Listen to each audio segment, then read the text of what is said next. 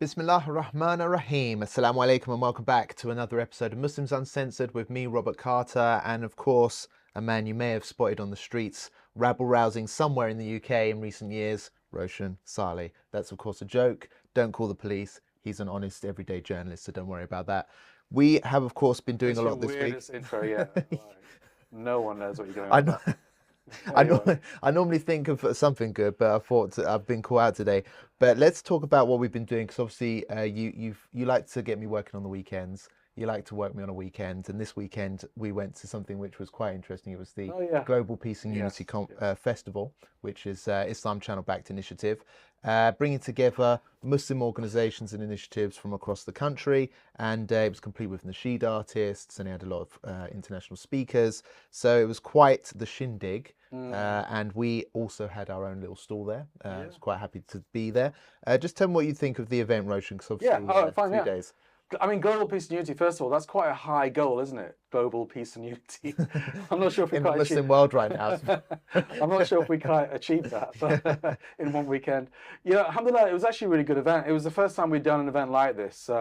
We don't usually go to these big Muslim exhibitions and have a stall and try and flog stuff, and it happens all the time. But I think we were offered a stall, so we thought we'd take the opportunity to see how it went.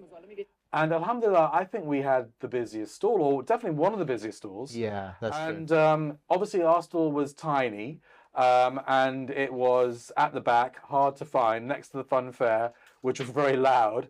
So it wasn't the easiest stall to kind of get engaged with. But the passing traffic was significant, and people were stopping at our stall and talking for 5, 10 minutes.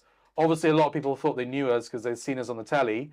And it was easy to strike up those conversations. Whereas at other stores, if you're flogging perfume or food, it's like, oh, that smells nice, that tastes nice, and then you move on.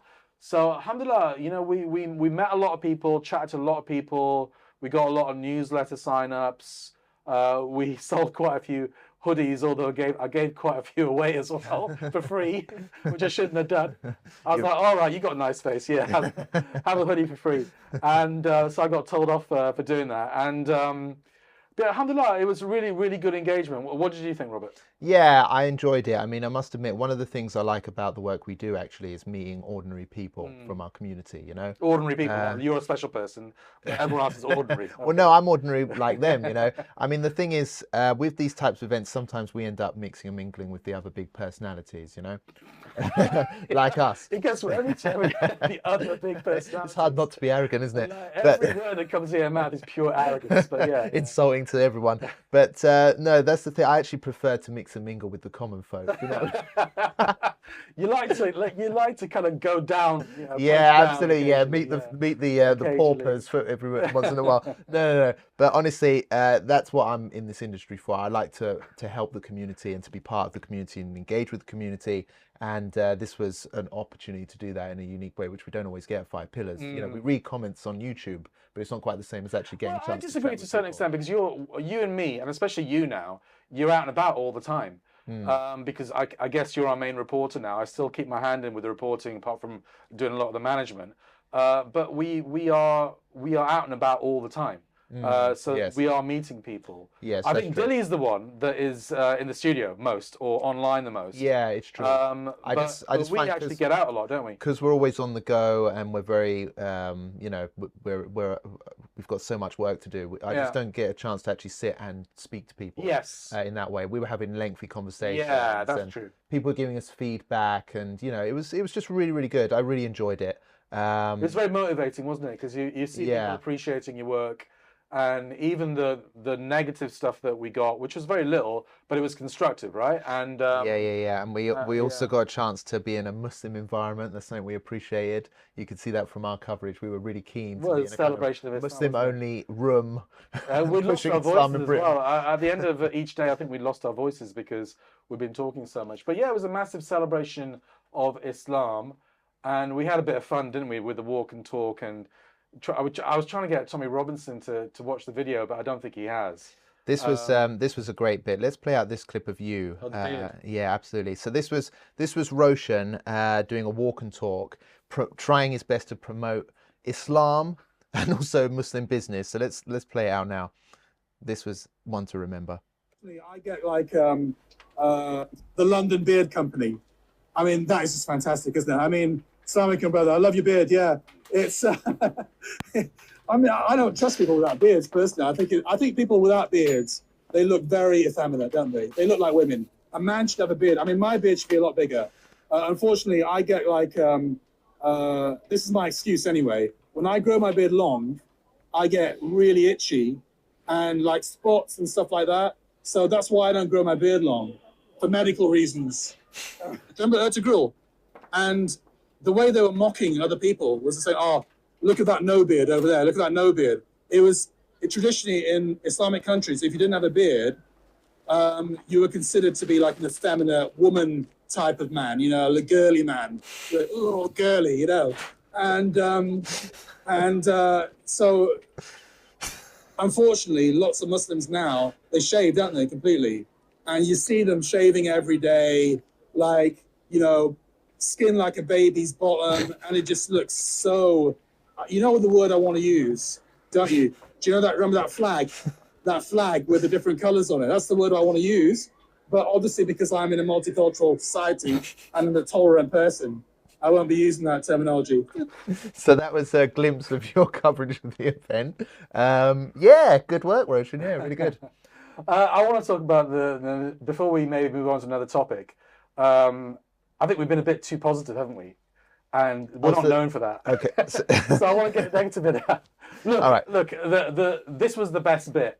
The exhibition with all the different Muslim organizations and businesses, lots of networking. I met lots of people that I've worked with in the past or knew from the past, because obviously I've been doing this kind of thing for a long time. And I thought this was a proper celebration of Islam. I didn't attend any of the speeches simply because I was there all the time, so I didn't go to the auditorium very much. I hear some of the speeches were good, some weren't so good. I hear that there were pro-Palestine speakers on there. So alhamdulillah that took place, and it wasn't just a kind of apolitical event. There was an acknowledgement about the genocide happening in Palestine and Lebanon, which is the story of our times, unfortunately. But one thing that I did get a glimpse of, both in the auditorium and also later on the telly when I was watching Islam Channel, is the Nasheed event, which I think we would be remiss if we didn't say something about it. Now, the Nasheed event, I mean, bits of it were okay. So we had an Albanian brother, I think, he was from Germany, but Albanian extraction, and he did some wonderful Quran recitation. And he did some nasheeds as well, with no music, which I thought were you know, a wholesome Islamic message. I don't think anyone had an issue with that.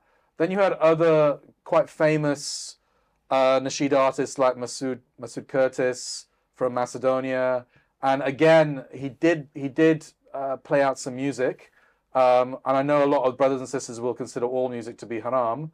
I know that there's a difference of opinion on that. I won't enter that debate because I'm not a scholar, but the message was wholesome, and I don't think too many people had an issue with it. There were two things I think that people were a bit shocked at, and one is that there was a woman on there doing a nasheed, and I think a lot of people would consider that to be inappropriate.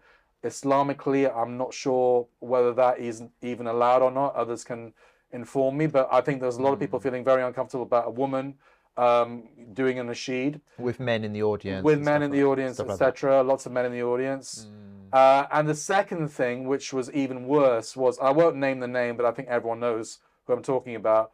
There was basically like a Muslim boy band type of figure right at the end, prancing about. And what made it even worse is that during one of the performances, there was a Malaysian brother and sister completing a handwritten mushaf, copy of the Quran, on the stage, while this brother was prancing about, dancing.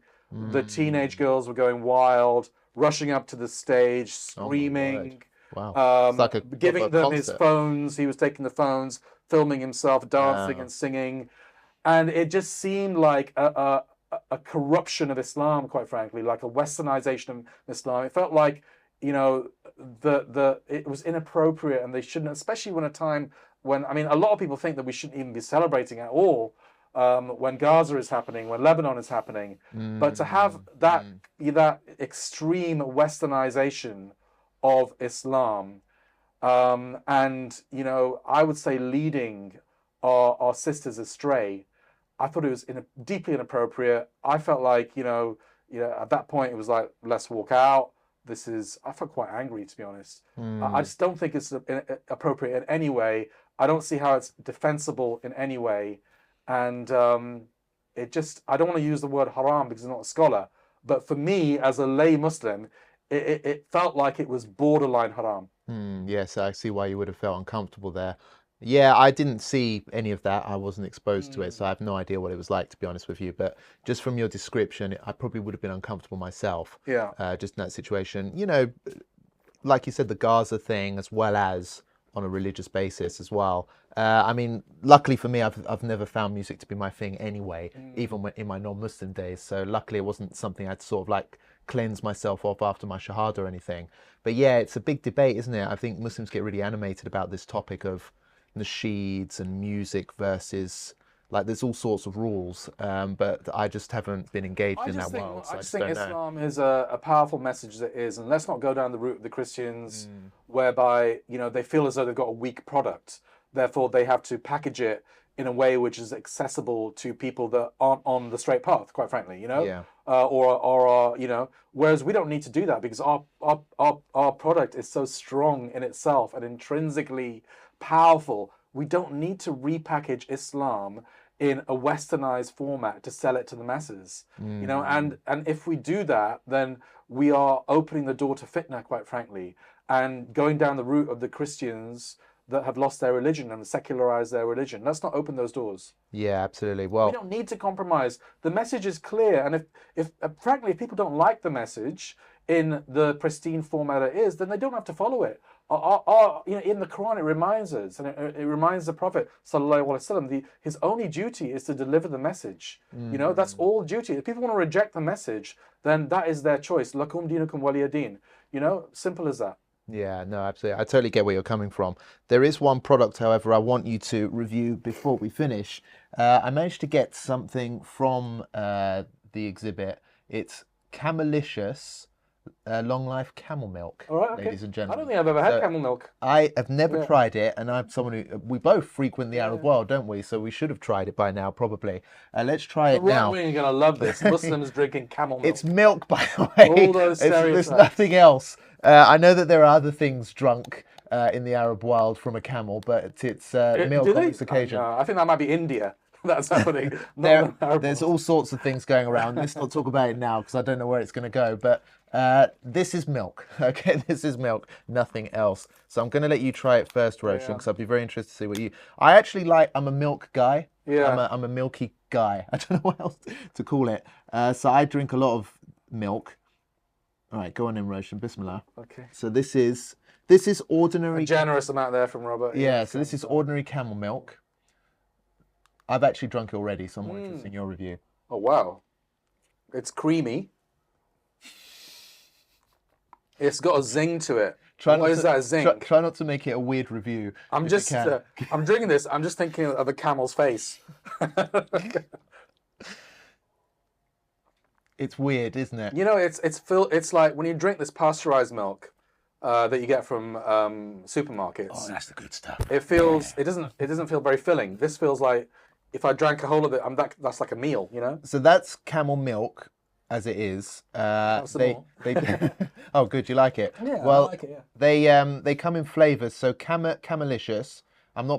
We should probably. How much do these guys pay us for? That's what I was going to say. Because they haven't given us any money for this. I know it's a free review, so I shouldn't be promoting them too much. But because it's so unusual, I thought it's hard to resist. It comes in different flavors. There's a chocolate one here, but if you want to really get a taste of the camel, I guess you got to drink the straight one. I don't know what to say. It's like milk with a weird zing to it, like you said. It's just got its own weird, unique flavor. And I assume... It's very filling, isn't it, as well? Yeah, it's very rich, I guess. And creamy. Is the word. Very rich. Apparently, it's now available in the UK market. We're not exactly food reviewers, are we? No, we're not very good. But I just thought it was so unusual and bizarre, I had to bring it on the show. So, yeah, tell us what you think, brothers and sisters. Have you tried camel milk? What do you think? Put in the comments section below. It does have a weird... There'll be loads of comments. We'll flood of comments on camel milk. I mean, the thing is, you're actually able to eat camel hump. if you go to the Middle East. Yeah. That's something I've never tried before. Apparently, it's just this big fat lump on the camel's of back. Fat or Yeah, it's just like meaty or it's just fatty. It's like this fatty lump. I've seen it carved up, and it just looks like a big fat lump of fat, basically, from the camel. But it actually gets eaten sometimes. It's a delicacy. So I hope to try that. That'll be the next thing. I'll bring a fat hump to the show, and we'll have to sit here eating it. But yeah, there you go. There's camel milk. So give it a try if you can, if you find it anywhere. Let's actually talk about something probably more serious. Obviously, there's a lot going on in relation to the situation in Gaza. yeah. And the biggest update is what we discussed in a live a few days ago, was the killing of Yes. Yahya Sinwar, Hamas leader, the leader of Hamas there. Israel's packaging it and pushing it as a massive victory. They're celebrating it, of course, on top of the killings that they've done of other leaders in Hezbollah and Hamas elsewhere. But I think a lot of critics are looking at this and going, well, actually, it's a bit of an own goal on the part of Israel. And I'll tell you why. Because by many, not just in the Palestinian world, but in the wider Muslim world, they see Israel as the aggressor here, as the criminal state that's doing most of the terrorism, if not all of it. And the actions that they've done in killing the leaders of Palestinian and Lebanese groups is actually, it's actually making them look like heroes, basically. That's what's being portrayed now. And the way in which Sinwar was killed, the way they released the footage of his final moments, some are actually taking to social media and saying, well, actually, the guy looks like he went down fighting. Yes. So Well, this is how he's being portrayed. So actually, it looks like Israel have kind of slapped themselves in the face with this action. I think they have, yeah. And they still haven't released the hostages. The war's still ongoing. Hamas hasn't been defeated. So actually, it looks like a bit of an empty victory, or an empty success, however it's being portrayed by Israel. Obviously, because of the terrorism laws in this country, we have to qualify our words, and there's no, I've said this many times, there's no freedom of speech in this country when we talk about Hamas and Hezbollah, because on the terror list, they're considered terrorist organizations. So it's prohibited in the UK, where we are, to glorify or support Hamas. So we'll just be talking about this from a kind of a neutral perspective as analysts. So everything we say from now on is basically should be seen in that context. Yeah, I think that this has backfired on Israel because I think Yahya Sinwar probably, because he's been on the run for a year, he was probably out of contact with other Hamas leaders on the ground. He was probably quite isolated and probably militarily quite ineffective. Because, you know, the area where he could run to was being squeezed day by day. So I don't think it was a surprise that he was killed. I was more surprised when Nasrallah was killed because, obviously they're in Lebanon. They have a more powerful organization. They can travel to other countries. So I wasn't surprised that Yahya Sinwar was killed. In fact, I was surprised in a way that he'd lasted this long without being killed by Israel. But I think the way that he died and Israel releasing this footage showing that he fought right till the end has actually backfired on them, definitely, because now he's being portrayed as a resistance hero in many places in the world. We know that in the West, they consider Hamas a terrorist organization, and, they routinely label Hamas, terrorists, they kill civilians, and this is the rhetoric coming out of the West, and that is the law in the West as well. In the Muslim world, Hamas is considered to be a freedom organization, a legitimate freedom resistance organization. And I think a lot of even the global South now are portraying Sinwar in that light, simply because he went down fighting. So I think it is a massive kind of PR victory, probably for Hamas and against Israel. But it doesn't really change the equation on the ground. You've already said that Israel has not actually made any strategic gains since the beginning of this war. What it's done is killed a lot of civilians. It has killed the leadership of Hezbollah and Hamas, and it has caused a lot of destructions and civilian suffering. Those are Israel's gains. But in terms of their strategic gains, as you say, the missiles are still raining down in the north. Settlers can't return to where they were. They have not destroyed Hamas or Hezbollah. And I think what obviously the Israelis and their supporters, they're cock-a-hoop at the moment because they're killing these symbolic, iconic leaders. But I think they're delusional and they're under the misapprehension that this is a strategic win when it's not. All it is a propaganda win, it's a symbolic win. And ultimately, as long as the way that Hamas and Hezbollah think is that if you have a good death, that if you go down fighting, then you're a martyr. And then, even according to the Quran verse, martyrs, they're not dead, they're actually living. So in a way, these people, they welcome death. And I know that Sinwar, does welcome death. And he said it many times in the past that he'd rather go down fighting than die of coronavirus or something. So, these people, in many ways, they're more powerful dead than they are alive. And Israel, I think Israeli analysts who really understand the Palestinians and Muslims, they understand this. But obviously, idiots will be cock-a-hoop about the symbolic victory. Yeah, absolutely. I mean, obviously, the consequences of this could be very vast, even from an Israeli perspective, because eventually Israel's going to have to negotiate some kind of ceasefire or whatever. This war can't go on for literally ever and ever, not in the way that it is right now. Who are they going to negotiate with if they keep killing all of the leadership? Will Palestinian leadership even want to negotiate with Israel? Maybe they're dragging the war on. And this is something that Israel's been accused of many, many times. It's just dragging this genocide on purpose.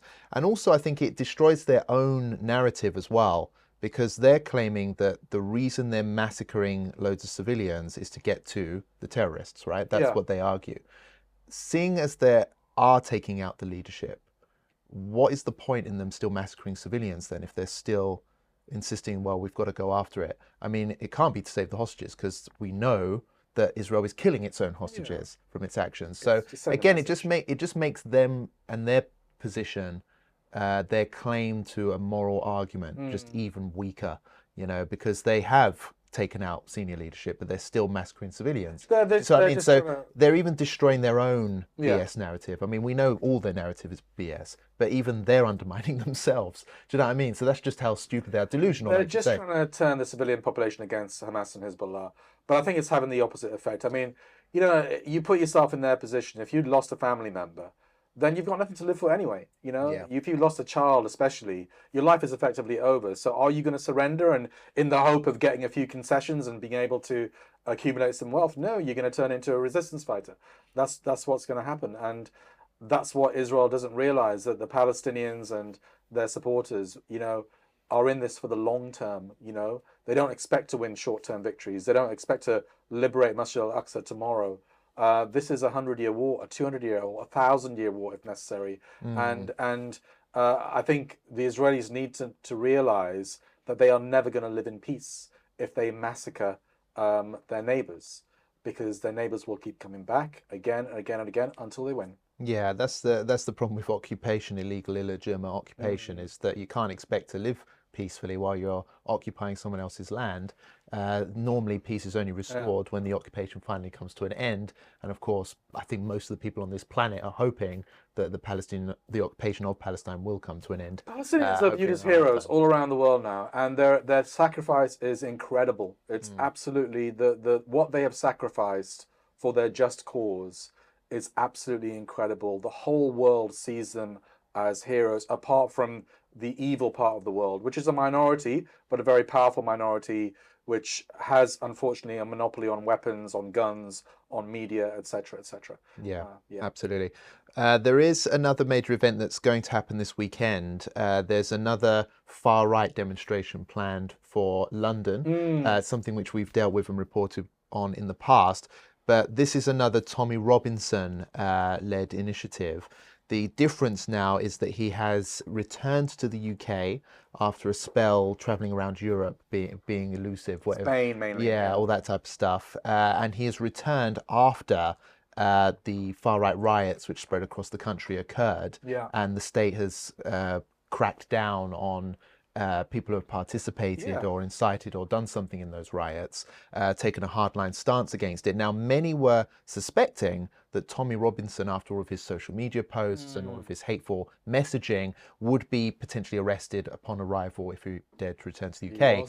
He wasn't. He's now back. He's wandering the streets of Freeman at the moment, and he's now going to make an appearance at this far-right demonstration where, again, he's going to push the same anti-Muslim, anti-Islam, anti-immigrant, far-right messaging, which he has done in the past. So, Roshan, what do you make of the whole situation? I think we were shocked that he wasn't arrested, I think. What the hell is the police doing? That's what I'm thinking. Are the police crazy? Are they actually going to let this guy lead a fascist, far-right, anti-Muslim, anti-immigrant march in London on Sunday? Are they? Do they want a riot to take place? Do they want race riots to take place? I mean, are they crazy? They should have just arrested him as soon as he came back in the country. This guy is a blatant instigator of the riots over the summer with his blatant anti-Muslim and anti-immigrant lies and rhetoric. Everyone acknowledges that. Stop the fucking boats. Get them out of them hotels. Get them gone. Put them on boats and send them back. Okay? They shouldn't be here. They're endangering the safety of our families. Men will rise up. We're always going to rise up. They have to rise up to defend their families. You've brought this war on our shores. I know that even Keir Starmer, during the height of the riots, he basically alluded to T.Robinson. He said something like, not by name, but he said something like, those who are abroad that instigate this, you know, the arm of the law will come down on you. Well, what are you doing, Tommy? What are you doing, Keir Starmer? He's back in the country, arrived at Luton Airport a few days ago. He was waved through by immigration, just waved through. He's happily making his social media videos, laughing at everybody. And in a few days' time, he's going to march on London with his band of fascist thugs, okay, inciting against Muslims, inciting against ethnic minorities and immigrants. What are you going to do? But what do you expect is going to happen? Do you think it's going to be a fun day out with tea and biscuits? He's going to be met by counter demonstrations, and there's going to be carnage in the streets of London. They need to arrest this guy. What the hell are they doing? And also, Robert, I know for a fact that complaints have been made. You know, high-level complaints, official complaints have been made to the police and the CPS, giving all the evidence why this guy should be arrested, okay? And the police have waved him through. The security services, they know what they're doing. They've waved him through. The only thing I can think of is they're trying to gather a little bit of intelligence, and there's going to be a dawn raid tomorrow or something like that, so that he's banged up. If that's the case, I still think it's wrong because he should have been arrested at the airport, you know, because every day he's inciting and inciting and inciting, okay? And he's building up numbers for this march, this fascist march on Saturday. So I just don't know what the hell the police are doing. And if there's a riot on Saturday, you know who's to blame. It's the police. It's the British authorities. They deliberately let this man go. If there is carnage in the streets of London on Saturday, it's their fault. Yeah, he is a nasty piece of work. I attended one of his far-right rallies some months back. I think it was probably the initial one that he did. And yeah, just what did I see? I just saw troublemakers, louts, drunken louts, urinating in the street, smoking drugs, blatantly inciting, like you say. They were using racist language against Muslims. They were insulting Islam for the sake of trying to incite.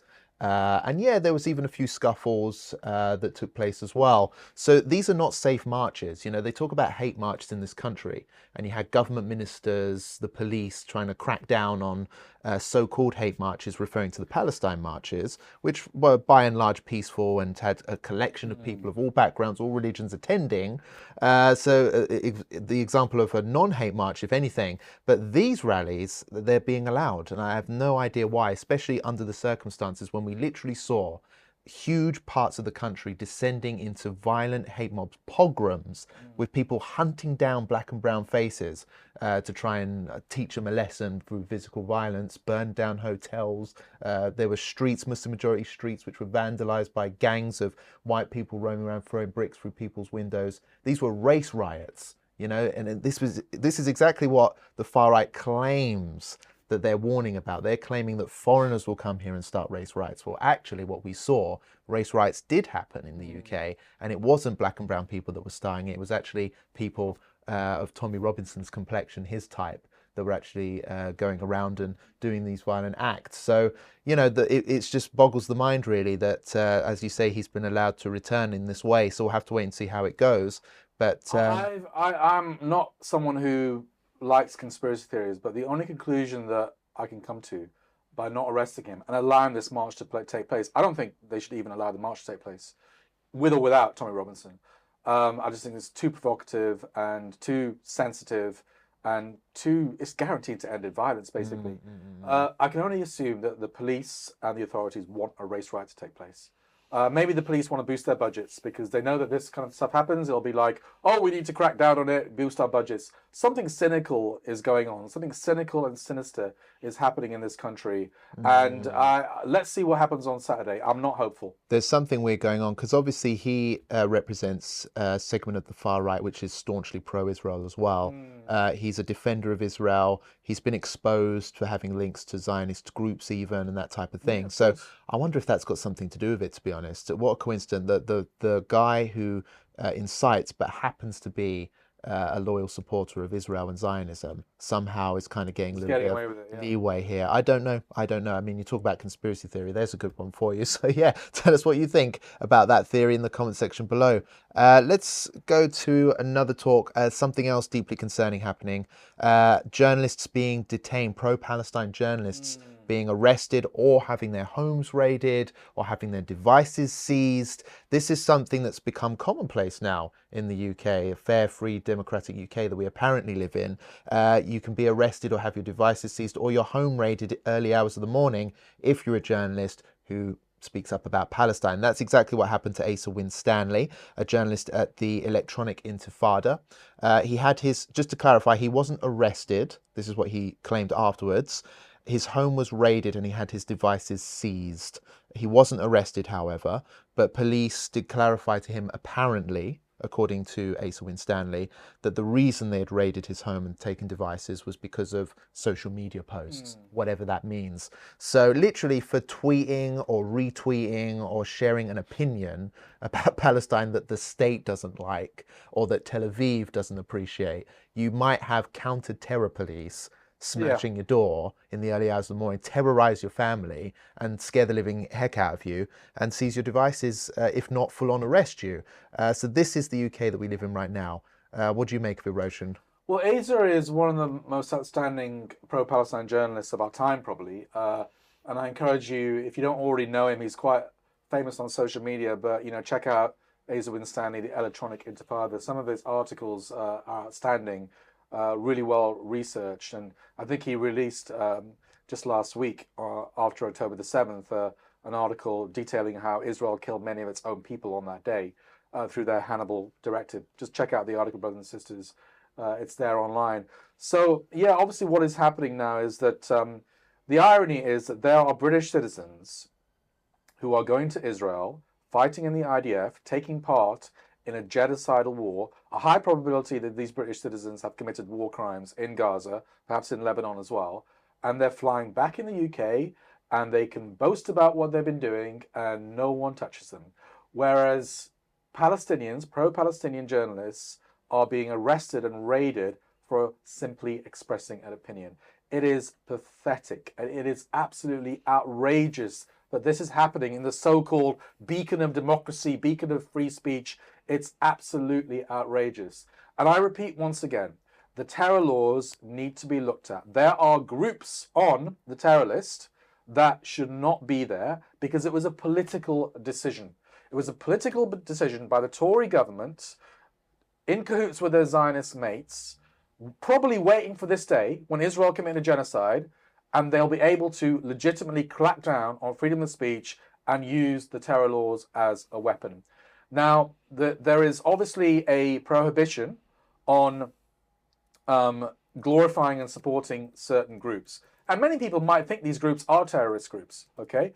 But as far as I'm concerned, if Hezbollah is a terrorist group, if Hamas is a terrorist group, if Hizb ut-Tahrir is a terrorist group, then Israel's definitely a terrorist group, you know?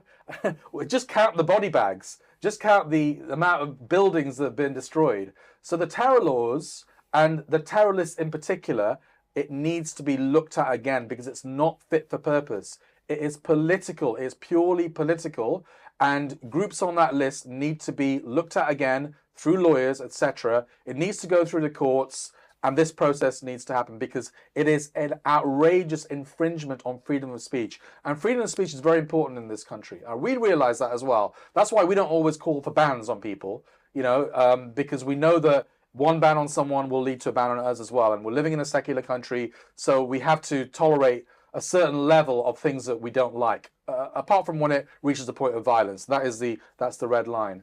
But yeah, I'm sorry. The crackdown on freedom of speech is outrageous in this country. And even those that don't agree with me don't agree with Islam, don't agree, that may even think Hamas or Hezbollah is a terrorist group, legitimately, or Hizb ut-Tahrir, they need to think carefully about what kind of country they want to live in. Do they want to live in a country where there is no freedom of speech? That just because you express an opinion, you go to jail or get your house raided? Because I don't want to live in that kind of country. Yeah, absolutely. I don't know where this country is going, but if you look at this article, it's a declassified UK article. It's not related to the Tory government, but actually the current Labour government. The headline says very blatantly, Israel lobby funded half of Keir Starmer's cabinet. Labour's top team has accepted hundreds of thousands of pounds from pro-Israel funders over the years. And obviously it's the same, practically the same case with the Tory government as well, the previous government. Israel and Zionist groups are overrepresented in British politics. Like it's probably the biggest, most powerful, well-represented group in British politics because so many top governments and prime ministers are all self-confessed Zionists, and they have some kind of relationship with pro-Israel groups, whether it be Labour Friends of Israel, for example, just having membership to that group, or Conservative Friends of Israel, all this type of stuff. And I think it explains probably why we're seeing this now, because now Israel's committing a genocide. It's pulling its strings, it's flexing its muscles, and this is what its investment is getting back.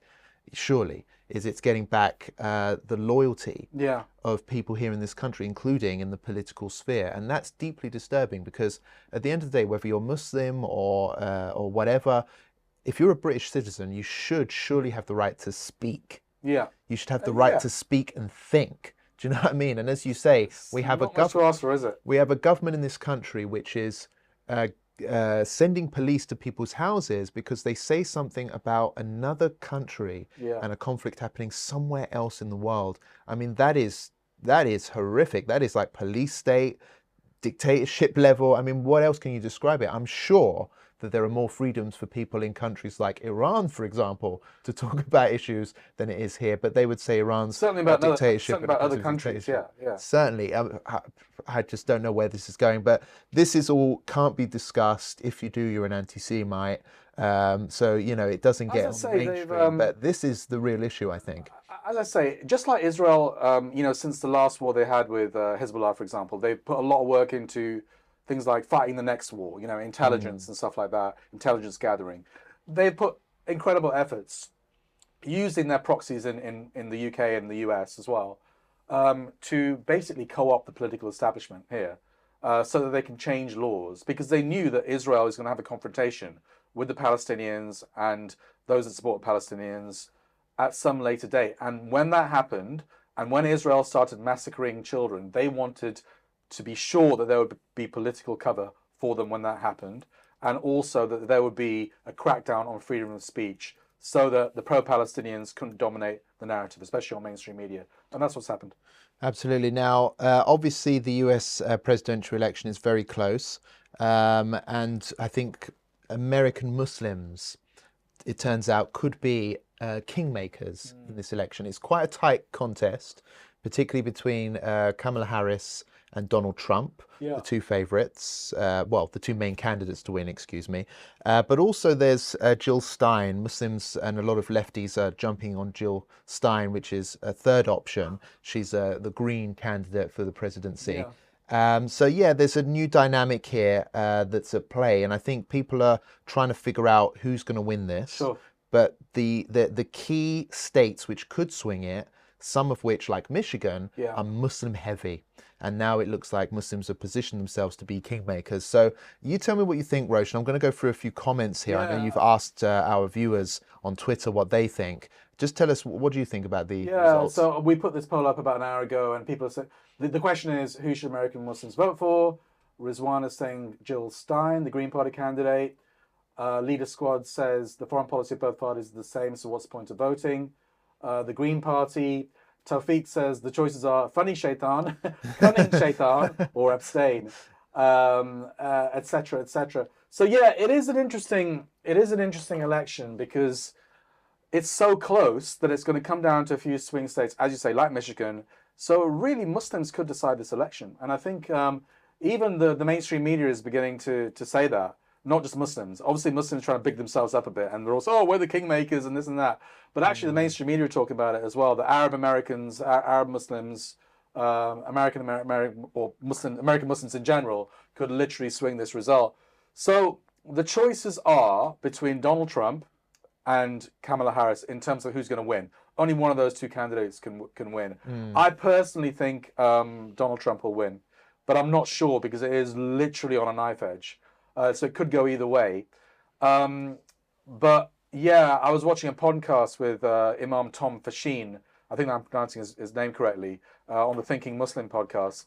And he was saying that the Democrats are really in for a rude awakening, and that American Muslims in particular are going to, because of the genocidal policies, they're actually going to either vote for Trump or they'll vote for a third party. He says vote for a third party because in conscience you cannot reward genocide. So you cannot reward the Democrats by voting for them again. It's just unconscionable and perhaps borderline haram to do that. You can't really vote for Trump either because the guy is probably a bigger Zionist than Kamala Harris and would probably encourage Israel to attack Iran and create a war, etc. And abstaining means that you're probably going to have no voice in an election where your vote might count. So that leaves the third party candidate, which is Jill Stein, the Green Party. Obviously, she's anti-war, but there are certain kind of liberal, socially liberal policies with like LGBT that Muslims can't get down with. So those are the options, really. And I think, personally speaking, I know Mehdi Hassan, who I guess is the most famous American Muslim. He's American British Muslim now. His answer to everything is vote Democrats. Like whatever he says, he criticizes the Democrats, then he says vote Democrat, keep out Trump. That's his answer to everything, which is incredibly. I know he's very famous. I know he's got the gift of the gab, and he's very intelligent, but he is a short-term thinker. He's not a strategic thinker. He's a short-term tactical thinker, and his answer is every time lesser of two evils. If we keep on voting lesser of two evils, then that is the only option we're ever going to have. Let's think strategically and long-term and be willing to take some short-term pain. So in terms of voting for Trump or whatever, domestic policy is irrelevant here. American Muslims are fine, and frankly, they can take a little bit of pain. They can have a few more tax dollars go to the government, or they can have a bit more Islamophobia internally. I really don't care because they're not being slaughtered like our brothers and sisters in Palestine and Lebanon. So ultimately, this is all about foreign policy. If you're an American Muslim, forget about domestic policy. This is all about foreign policy. Unless you're a selfish piece of you know what, this is all about Gaza for you guys. That's the only reason why you should be voting. And I would say on that, the lesser of two evils arguments, forget about it. This is long term, like British Muslims. We're thinking long term now, building our own community outside of the political, the duopoly political party structure, whether it be Conservatives, Labour here, or Democrats, Republicans over there. This is what we have to focus. This is what our focus has to be: long term, building our communities independent of these political structures. But short term, we should punish those who are pro-genocide, and therefore you have to punish the Democratic Party and the Republicans as well, quite frankly. Yeah, those are my thoughts. It'll be interesting to see. I mean, obviously there's the option of not voting at all. Yeah. And I wonder if a lot of Muslims will do that, because it seems like in this election, obviously our election process is a little bit different. You sort of vote locally, don't you? And you don't have like a president, one guy to back. But I think here it's a little bit easier to kind of pick and choose a little bit if you have a good candidate or not in your area, and overall we'll see how the community behaves. But in the States, it's a bit more like, well, you've got such and such option and that's it. It might just be the case that a lot of Muslims just give up and just say, well, because I mean, the lesser of two evils, they're so evil on both sides. Yeah. There is no real lesser. It just doesn't really exist. They're just both immense evils, whichever way you look at it. And they're both so pro-Israel that they would both be willing to allow the genocide to continue or get worse, quite possibly.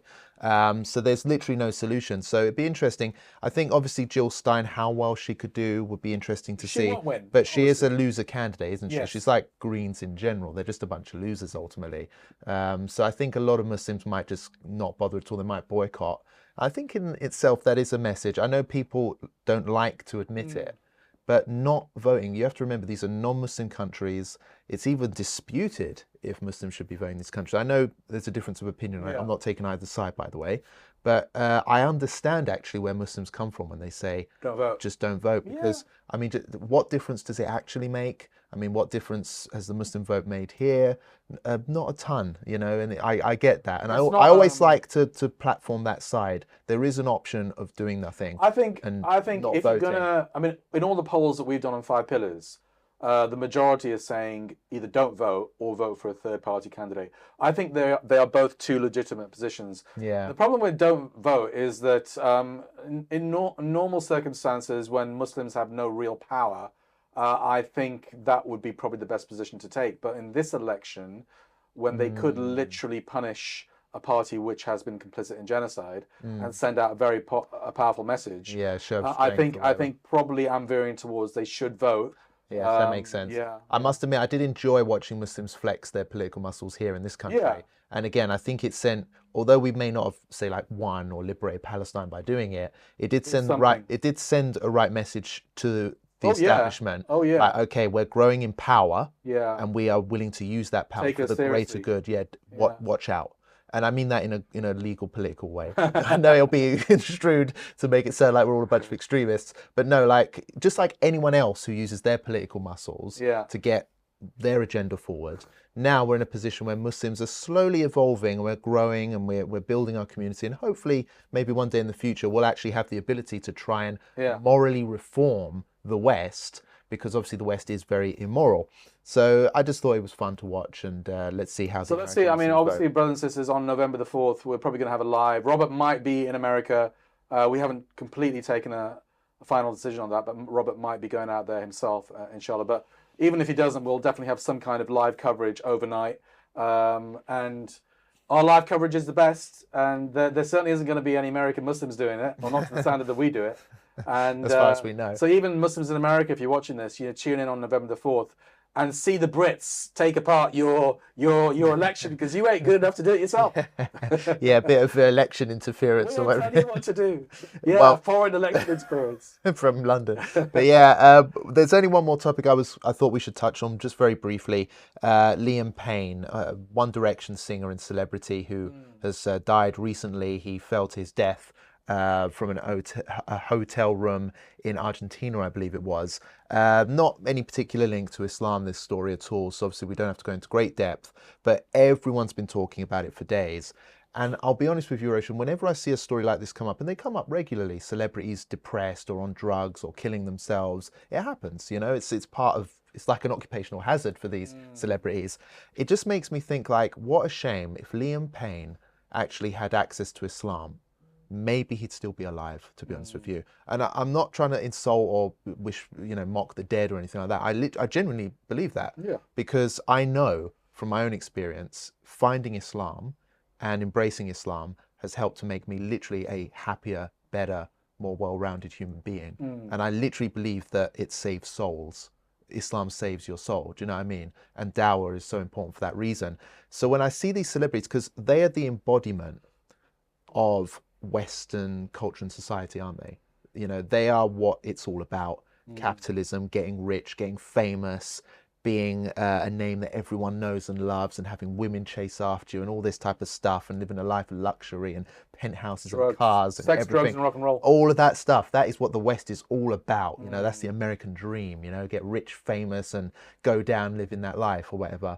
But so many times when people reach that fame, they're miserable. They're miserable. And this poor Liam Payne, he actually ended up taking his own life because of it, possibly.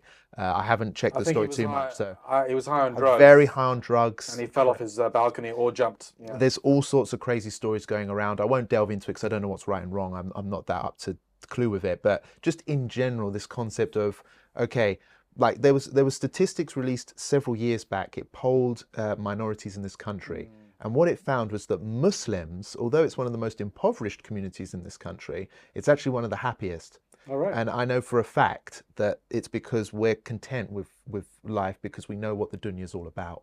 We're here, it's a test, it's going to be tough, but at the end of the day, if you stay close to Allah, He will stay there for you, and this is all temporary, you know. So just do your bit, do your job, worship Allah, follow his rules and regulations, and you'll be pretty happy until we move on to the next life. Do you know what I mean? I just think that's what Islam gives us at the very least. It's just contentment and a just system to live by. Do you know what I mean? And a purpose.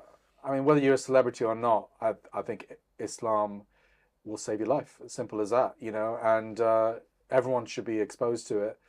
Unfortunately, this is what this society is all about. It's like the celebrity culture. I mean, these kind of celebrities, I mean, who do we idolize in this country? It's footballers, musicians, rock stars, rich people. I mean, the footballers and the musicians, I mean, even 100 years ago or less than that, they were like court jesters, aren't they? They're figures of fun and ridicule. They're a bit of fun, but they're not important, you know?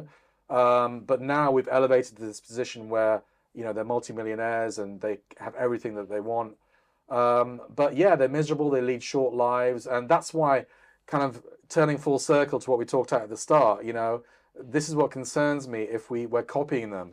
And I feel that a lot of Muslim nasheed artists are copying their style. It's not good. You know, That's a good point. And it just literally opens the door to this kind of behavior. Even if they say, "Oh no," but where our messages, listen to the words, but are people really listening to the words, or are they watching, you know, these teeny bopping nasheed artists dancing, and are they watching their bodies?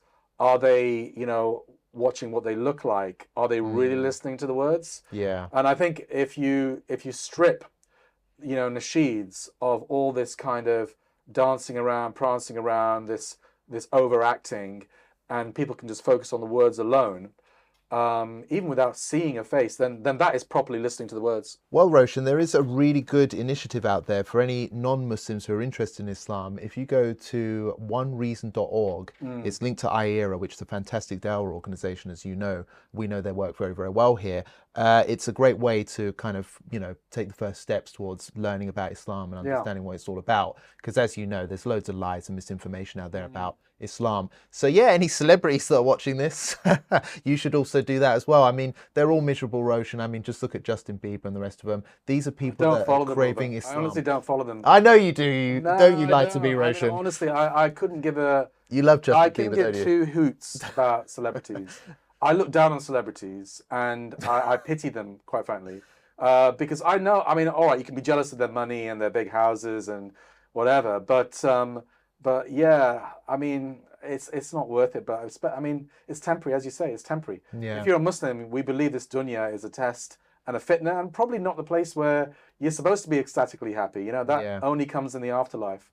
So I would rather trade misery here for, you know, happiness in the hereafter forever. Yeah, absolutely. Inshallah. Absolutely. Yeah, inshallah. Well, let's see how it goes. And obviously, you know, let's hope that more and more people find Islam, because there are a lot of miserable people out there, to be honest with you. And I'm not even joking. Look at me. Roshan fell asleep, but he's still a bit miserable, but that's just his personality. No, we're not worried about Roshan. Yeah, we're not worried about Roshan. I'm not suicidal, but don't worry about that. But yeah, it's... But imagine Roshan without Islam. I mean, yeah, that would be a complete mess. I'd top myself. Without Islam, I'd be like jumping off the nearest bridge, you know what I mean?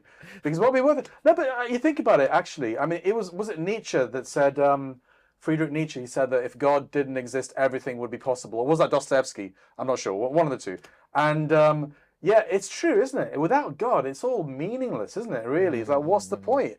I mean, amazing. If I didn't have God in my life, then I would go around, you know, probably just killing people if I could get away with it, or commit crimes, no moral guidance. What's the point? You know, because you're not going to be held to account. So if you could get away with it, then you do it. I think there was a survey done a few decades ago in an American university, and it was an anonymous survey, and people were asked, if you could rape a woman, okay, and you knew 100% sure you'd get away with it, would you do it? And an incredible amount of people said yes. Oh my if you could get away with it. Yeah. Because yeah, if God doesn't exist, everything is permitted. Yeah. Well, that's a very valuable point. But yeah, that's why atheists are morally bankrupt people. And that's why it's dangerous as well, isn't it? The most dangerous people are atheists. Yeah, it's dangerous because they have no moral universe and they have no real compulsion to behave a certain way. That's why I will always favor religious people over atheists. Even if they're, you know, not Islamic, but if they believe in God and believe in some kind of moral universe, compelling them to enjoin the good and forbid the evil, then at least that's something, you know, that's a pathway to Islam maybe. But atheism is just pure corruption and perversion. Yeah, and just final from me, I think that it's, we were made to worship Allah. That's ultimately what we're made for. So I think it's natural in our human DNA to want to worship Allah or something. Something. That's why if you go back through the history books, you'll find people worshipping statues because they're just confused, they're lost, and they end up doing now something they worship haram. money and football. And now they're worshipping money, football, drugs, and this lifestyle. But it's not making them happy. That's why perhaps we're seeing like Liam Payne committing suicide like this, because that's his religion in a way, that life. And it didn't bring him happiness. But it's not just about happiness, Robert. It's also about burning in hell. I think we shouldn't like sugarcoat this. Because the goal of our life is not to be happy. It's to worship Allah and to follow His Prophet. That's the goal of our lives. It's not actually to be happy. Yes, if you do that, you're probably going to be happy. Yeah. But not necessarily. The goal of our lives is to worship Allah so that we can go to Jannah and we're not going to burn in hell. Literally that. Yes. So if you have relatives that are non-Muslims or friends that are non-Muslims, these are the stakes. These are literally the stakes. You're going to burn in hell for eternity. Yeah, but I mean, when you look at the Palestinians, for example, you're right, they're not happy. They're in a very dire situation. They're going through a genocide. It's horrific, and they've been oppressed for a very, very long time. So yeah, they're not happy. But because they have Islam, just look at how they behave and how they remain steadfast and determined and carry on existing, because they know, as Islam teaches them, that Allah is there for them, no one else is, and it brings them some kind of, I don't even know what the word is. Succor or absolutely. So I think we could talk about this. But Islam is not a coping mechanism. It's the haqq. It's the truth. Yes. The coping mechanism bit is a consequence of following Islam. Yeah. The happiness bit is generally a consequence of that as well. But it's not the reason why we worship our Creator. We worship Him because He exists. Yes. And we worship Him because we want that reward and we don't want to be punished. Yeah, absolutely. Well, I think it was good that we brought that up, seeing as everyone's talking about it. But I think what we should talk about? Should we talk about Muslim MPs again? We may as well just say, go on then. What have you got to say? Sorry about that. I just we didn't plan to talk about this. What's happening now? We've always been of the opinion that Muslim MPs need to do better, especially when there's a genocide happening. Now, I know that there is a debate happening in Parliament. I think it's next month on the issue of a Palestinian state. Okay. I think one of the Muslim MPs brought that up, but I think it's too little, too late, quite frankly. And it's a token gesture which has no meaning. And we'll cover it as 5 pillars, and we hope people vote for it, of course. And those that don't will get a wall of shame, 100%. However, I think it's gone beyond that, and I think the Muslim MPs, I generally think that they haven't been vocal enough, and they were voted on a Gaza platform and nothing else, quite frankly. I'm not interested in what they're doing in their local constituencies. All I'm interested in is what they're doing for Palestine. And I think it's gone past talk of two-state solution or talk of even ending an arms sales to Israel. It's gone beyond that. What we need is vocally, in the heart of power, without fear or favor, talk about ending Zionism, about Israel being illegitimate and needing to end as an apartheid state. We need to talk about cutting diplomatic relations. We need to talk about expelling the Israeli ambassador, having nothing to do with Israel whatsoever, because they are committing a genocide, because they're illegitimate. It needs to go beyond this notion of two-state solution, Palestinian state, this and that. It's too little, too late for that. The rhetoric needs to go much further. And I address this to all the Muslim MPs, many of which I know, many of which I think are very, very good people. They need to be a lot more vocal. Yeah, I think just from what I've seen so far, what we need is something new, especially from these independents, because they're independent as well, they have that chance. What we don't need is more of the same, which is what Labour pro-Palestine MPs have been giving us, the Apsana Begums and Jeremy Corbyn, quite frankly. or even Jeremy Corbyn. Go further than Corbyn will go. I mean, literally, go further than Corbyn even, because Corbyn literally had a chance. He had the best chance ever to reform the Labour Party, and he failed. And part of the reason was because of the conspiracy against him, but part of the reason was because he was a weak leader. This is why I think, Robert, people like, I know that we had our differences with Craig Murray during the election, and I personally didn't think he was fit to be an MP. because of the way he conducted his campaign in Blackburn. Yeah. However, he would have done a bit of fire and brimstone in Parliament. He would have had those viral moments. He wouldn't have minced his words at all. Yeah. He would have been a seasoned performer in Parliament, which makes me think maybe he should have been in Parliament, or part of me thinks that. Like Galloway, you know, people like that's what we need. People like that, fire and brimstone, giving it to the Zionists like they deserve. You know, in terms of their rhetoric. Opening and debate, we haven't discussion. got that because the Muslim MPs are just they're not politically seasoned. They're not fiery orators. I think they're being restrained possibly as well. And they're possibly being restrained by Corbyn as well, I'm not sure. Yeah, possibly. And they've definitely come under his wing. So anyway, I mean, I know they're not going to like me saying this, and they're going to think that I shouldn't say anything about them. But, you know, I'm a journalist. I'm independent here. I can say what I want. And my loyalty is to the Muslim community overall, not to any one individual in it. And obviously these people have massive platforms. And if they say the right thing, it could go viral and reach millions and millions of people. Yeah. And they have that platform in Parliament that none of us have. And all I would say is I don't care if they like me or not, but they should use that platform in the best way. Yeah, absolutely. Well, let's see. I must admit, it's been pretty underwhelming so far. Completely underwhelming. So hopefully, inshallah, with a bit more time, we might see some action. But yeah, so it needs to happen soon. Though. Yeah. I'm not going to have much patience. You know what I mean? You know, it needs to happen soon. It's been a while. And they can hate on me, and everyone can hate on me for not having the patience. I don't mind. I'll take it as long as they improve their performance. Yeah. And then I'll change my mind. I'll say, well, wonderful people they are. Yeah, absolutely. Yeah, if you can get an endorsement from Roshan, you must be doing something amazing because he doesn't give them out very easily. I don't think you've even endorsed me since joining 5 Pillars. No, I'm still waiting for some praise. Yeah, some jury is praise still out, Robert Carter. Dilly is saying I'd give him 5 out of 10, maybe. I'm joking, Dilly. Well, there we go. Another episode of Muslims Uncensored has come to an end, but don't worry, brothers and sisters, because we should be back, inshallah, next week with another edition of the show, as we always are. But the US elections is coming up soon, so keep an eye on our schedule because we'll be announcing some changes. There might be a live on the evening, for example. One of us might be in the States, so just stay tuned and keep an eye on us because there's going to be a lot of action coming, as well as... Me, I'm not going to the Great Satan. I'm not going anywhere near that Great Satan. You reserve that honour for me, I suppose. But also, Dilly Hussain is in Bangladesh now doing some reporting, so keep an eye on us. You'll get some information coming from Far East as well, inshallah. So thank you very much. Please like, share and subscribe. It helps the channel immensely. Leave your comments in the comment section below and we'll respond to them in due course, inshallah. And until next time, it's Assalamu alaikum, ma salama for now.